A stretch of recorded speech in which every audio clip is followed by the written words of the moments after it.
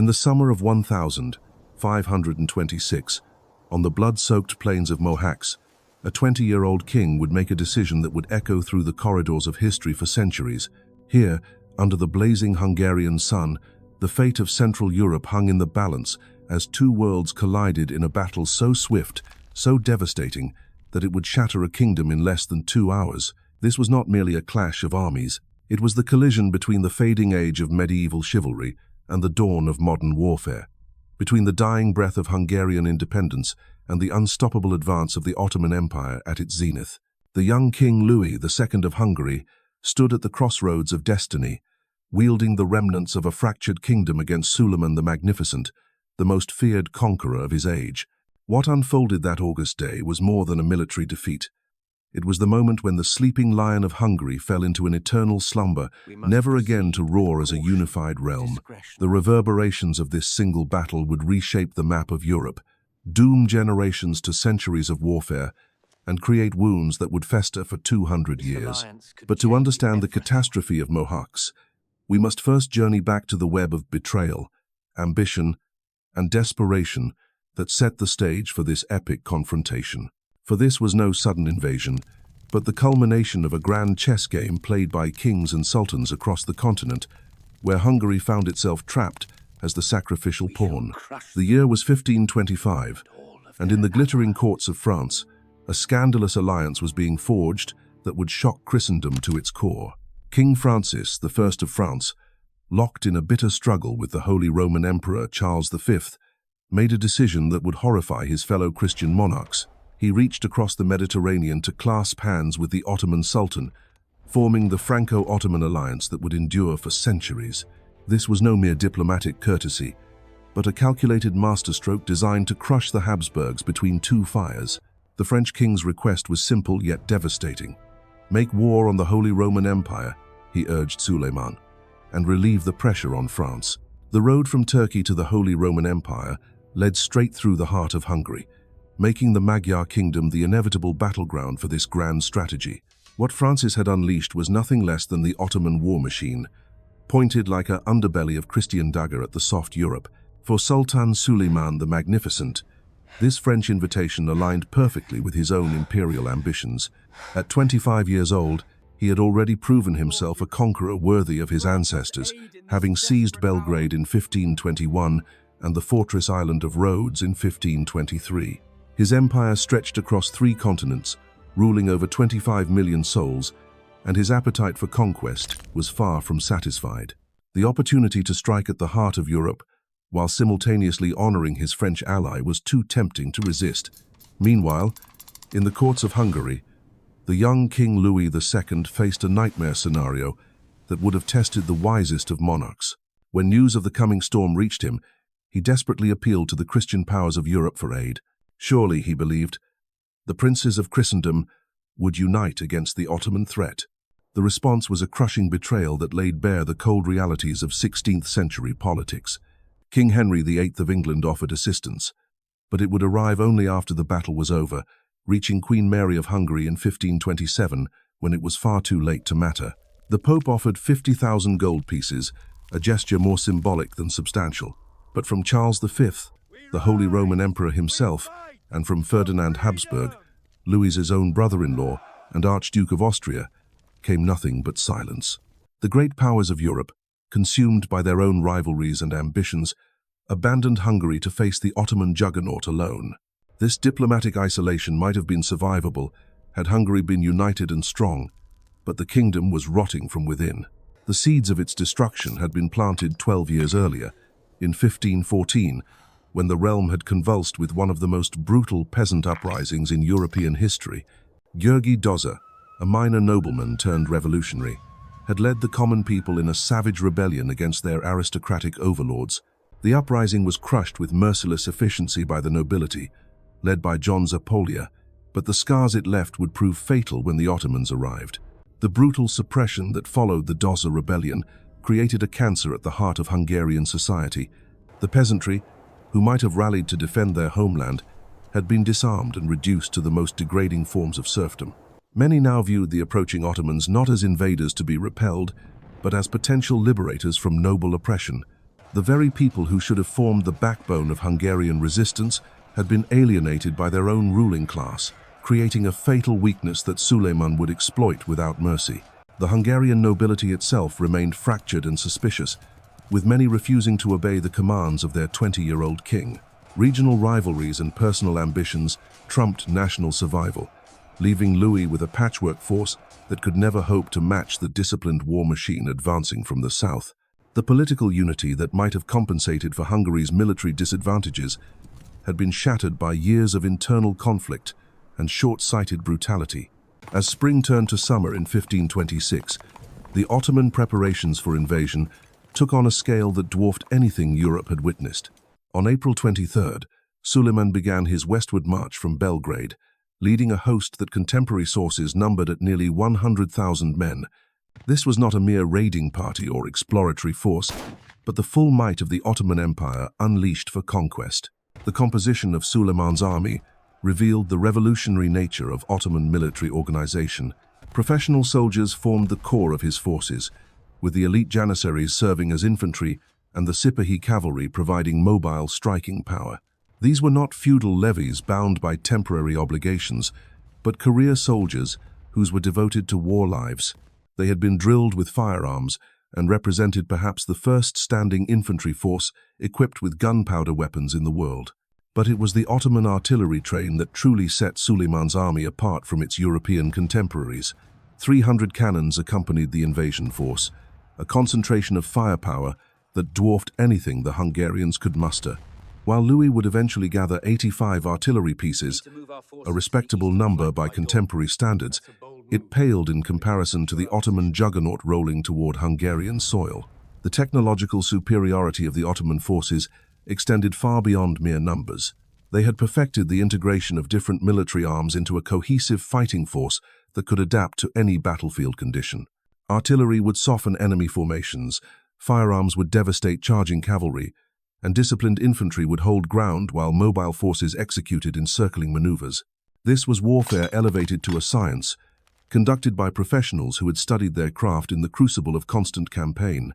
As the Ottoman host advanced through the Balkans, cities that resisted were razed, while those that surrendered were spared but forced to supply provisions and reinforcements. The methodical nature of Suleiman's approach revealed a commander who understood that victory required more than battlefield prowess. Logistics, intelligence, and psychological warfare all played their part in the grand strategy that would culminate at Mohács. The Hungarian response to this approaching catastrophe was a masterpiece of military incompetence and political miscalculation. King Louis II, displaying the reckless courage that often accompanies inexperience, decided to march south from Buda with a pitifully small force of just 4,000 men. His destination was the plain of Mohács, a name that would soon be seared into Hungarian memory as the graveyard of their independence. At Mohács, reinforcements trickled in like drops of water attempting to fill an ocean. Germans, Poles, and Bohemians joined the Hungarian ranks, bringing the total force to approximately 25,000 men. On paper, this seemed respectable, but the reality was far more grim. These were not the disciplined professionals that Suleiman commanded, but a hodgepodge of feudal levies, mercenaries of questionable loyalty, and nobles more concerned with personal honor than tactical sense. The Hungarian War Council faced a decision that would determine the fate of their kingdom. Reinforcements were marching toward their position forces, additional that could have added 15,000 soldiers to their ranks and significantly improved their chances of survival.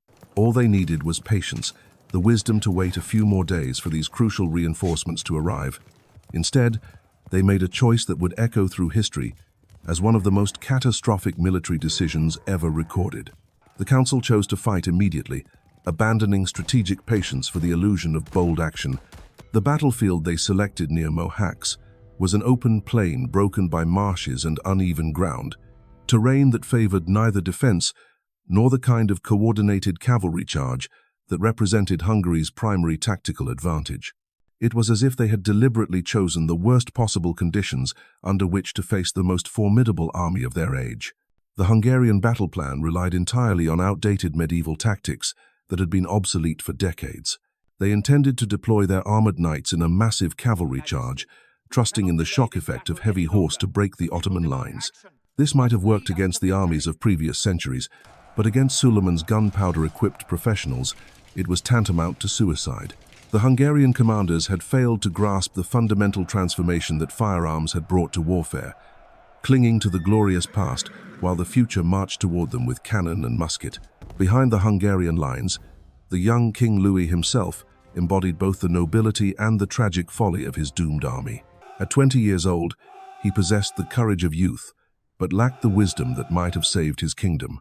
His nobles, fractured by regional rivalries and personal ambitions, had pressured him into this premature battle, their pride and impatience overwhelming any strategic sense they might have possessed. Meanwhile, Suleiman's forces deployed with the precision of a clockwork mechanism. The Sultan had personally led 13 military campaigns during his reign, spending over 10 years in the field, and his experience showed in every aspect of his army's preparation. The Ottoman battle line stretched across the plain like a steel trap, with artillery positioned to create killing fields. Janissaries arranged to deliver devastating volleys of musket fire, and cavalry positioned to exploit any breakthrough or pursue fleeing enemies. The technological disparity between the two armies was staggering in its implications. While the Hungarians clung to the weapons and tactics of the medieval past, the Ottomans deployed innovations that would define warfare for centuries to come. Their Janissaries had perfected the kneeling firing position, allowing them to deliver sustained volleys of musket fire with unprecedented accuracy and rate of fire. This technique would later be adopted by armies across Europe and Asia, but at Mohács it remained an Ottoman secret weapon. The Ottoman artillery represented another revolutionary advancement in military technology. Their 300 cannons were not merely larger in number than the Hungarian guns, but superior in design, range, and effectiveness. Ottoman engineers had mastered the art of coordinated artillery bombardment, turning individual cannons into components of a devastating system that could shatter enemy formations before they could close to combat range. As the two armies faced each other across the plain of Mohács on that fateful August morning, the contrast could not have been more stark. On one side stood the flower of Hungarian chivalry, brave men clad in gleaming armor who represented the dying embers of medieval warfare. Their banners fluttered in the morning breeze, their lances gleamed in the sunlight, and their horses stamped impatiently as they prepared for what they believed would be a glorious charge that would drive the invaders from Hungarian soil. On the other side waited the most advanced military force in the world, a professional army equipped with the latest weapons and trained in tactics that represented the cutting edge of military science. The Janissaries stood in perfect ranks, their muskets loaded and ready, while behind them the artillery crews made final adjustments to their cannons. This was not merely an army, but a war machine designed to crush any opponent through superior firepower, coordination, and discipline. The stage was set for a confrontation that would last less than 2 hours, but reshape the map of Europe for centuries. The Hungarian nobles, convinced of their own martial superiority, saw only an opportunity for glory. They failed to recognize that they were about to ride into the maw of a military revolution that would devour their kingdom, their king, and their dreams of independence in a storm of gunpowder and steel. The morning sun climbed higher into the clear August sky as the final preparations were completed. Soon, the thunder of hooves would give way to the roar of cannons, the clash of steel would be drowned by the crack of muskets, and the ancient kingdom of Hungary would breathe its last breath on the blood-soaked fields of Mohács. The lion was about to fall, and with it would die an age. The battle began not with the thunderous clash of arms that legends would later describe, but with a deadly stillness that seemed to stretch across the plain like a held breath. As the sun reached its zenith on August 29th, 1,526, 30,000 Hungarian souls stood arrayed in their final formation, their armor glinting like scattered jewels against the dark earth of Mohács. 6 kilometers of riverside plain stretched before them, the Danube flowing silently to their east, as if nature itself waited to witness the unfolding catastrophe. King Louis II sat astride his warhorse at the center of his army, his young face set with determination that masked the uncertainty gnawing at his heart. Around him, the cream of Hungarian nobility adjusted their armor and whispered prayers, their confidence buoyed by centuries of martial tradition. They had faced Ottoman raiders before and emerged victorious. Surely this would be no different, they told themselves, even as the ground beneath their feet seemed to tremble with an ominous rhythm. To the south, beyond the gentle rise of the plain, Suleiman's vast host deployed with mechanical precision. The Sultan himself watched from his command position as regiments of Janissaries formed their deadly squares, their white felt caps bobbing like foam on a dark sea.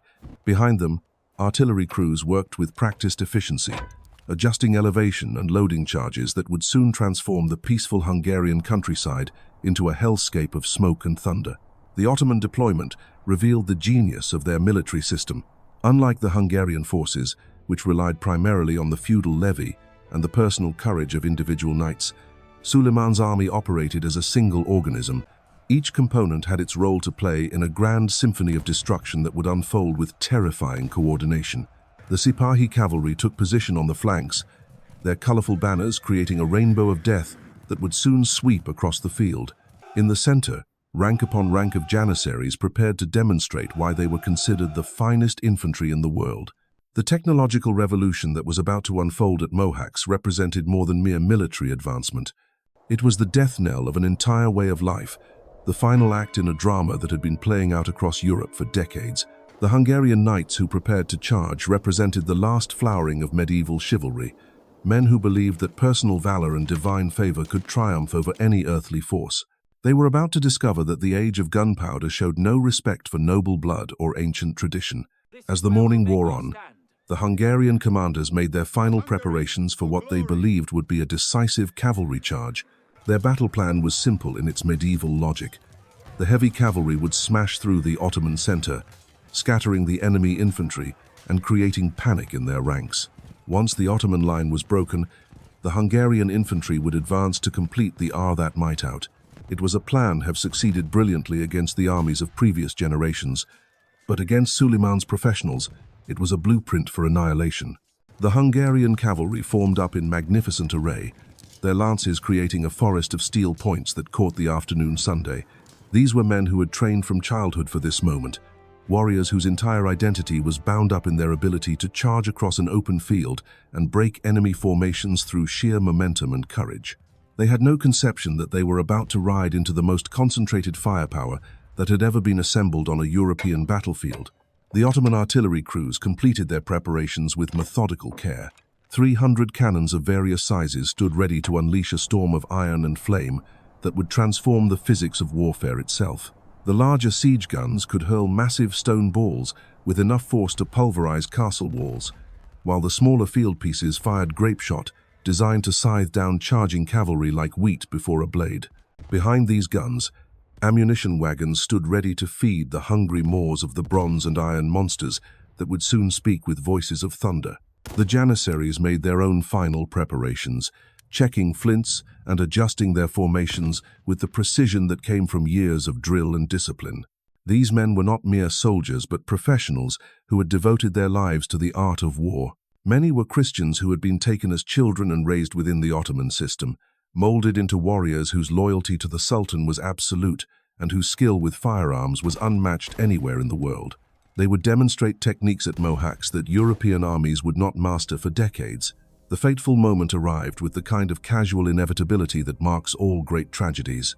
A Hungarian herald rode forward, under a flag of truce, perhaps hoping for some last-minute negotiation that might avert the coming catastrophe. The gesture was noble but futile. Suleiman had not marched across the Balkans with 100,000 men to engage in diplomatic niceties. He had come to break Hungarian power once and for all, and no amount of brave posturing would deflect him from his purpose. The herald returned to Hungarian lines, and King Louis gave the signal that would echo through history. Hungarian war horns sounded across the plain, their brazen voices calling the knights to their final charge. 30,000 voices raised in a battle cry that had once struck fear into the hearts of enemies across Europe. But the sound seemed to die in the thick air, swallowed by the vastness of the plain and the ominous silence from the Ottoman lines. The Hungarian cavalry surged forward like a steel tide, their horses' hooves drumming against the earth in a rhythm that had decided countless medieval battles. From their perspective, it must have seemed glorious beyond description. The flower of Hungarian chivalry rode toward destiny with banners streaming and lances leveled, each knight convinced that divine providence and personal valor would carry the day. They charged with the accumulated momentum of centuries of military tradition, unaware that they were rushing toward the end of their world. For a brief, shining moment, It seemed as if the old ways might triumph after all. The Hungarian charge struck the Ottoman vanguard with tremendous force, and the leading ranks of the enemy line wavered under the impact. Knights crashed into infantry formations, their lances piercing mail and flesh, while their war horses trampled fallen enemies beneath iron-shod hooves. The Hungarians pressed forward, scenting victory and driving deeper into the Ottoman deployment. But Suleiman had anticipated this moment, and his response revealed the gulf between medieval and modern warfare. The Ottoman artillery, which had remained silent during the Hungarian advance, suddenly erupted in a coordinated bombardment that transformed the battlefield into a vision of hell. 300 cannons spoke as one, their voices merging into a sound that seemed to shake the very foundations of the earth.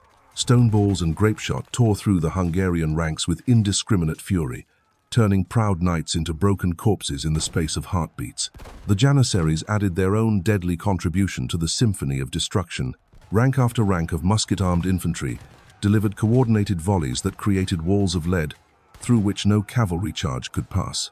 The kneeling firing position that the Ottomans had perfected allowed them to maintain continuous fire, with one rank reloading while another delivered its volley. The Hungarian knights found themselves riding not into glory, but into a storm of metal that no amount of armor could deflect. The technological superiority of the Ottoman forces became devastatingly apparent as the battle reached its climax. While the Hungarians relied on individual prowess and the shock effect of massed cavalry, the Ottomans deployed coordinated firepower that turned warfare into a mathematical equation. Superior numbers plus superior technology plus superior coordination equaled inevitable victory, regardless of the personal courage displayed by their enemies.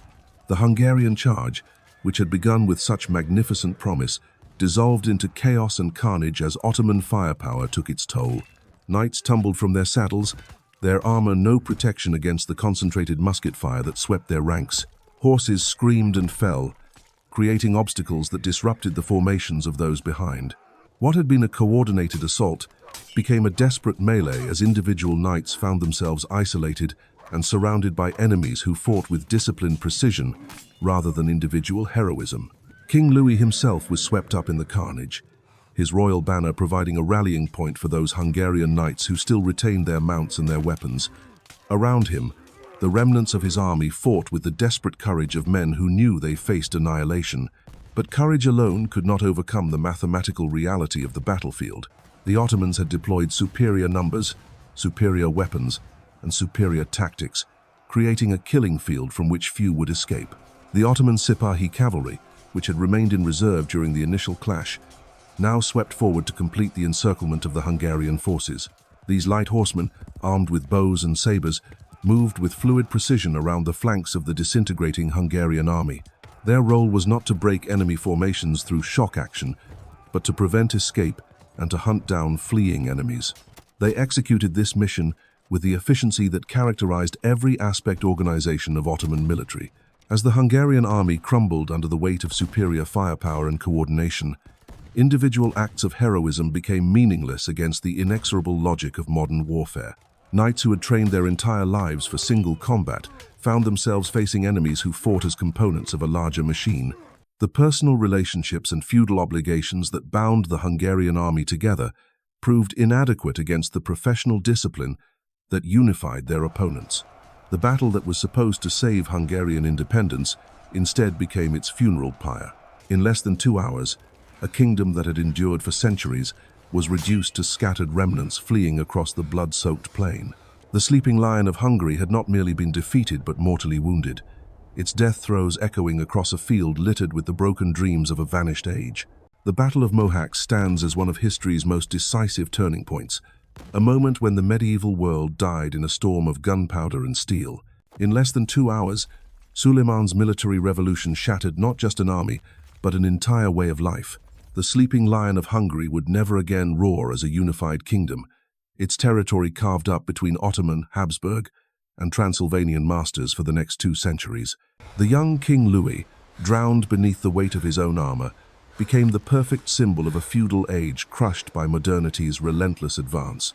Mohács proved that courage and honor, however noble, could not stand against superior technology, professional discipline, and strategic genius. The hammer of the Ottomans had fallen, and with it, The fate of Central Europe was forever changed.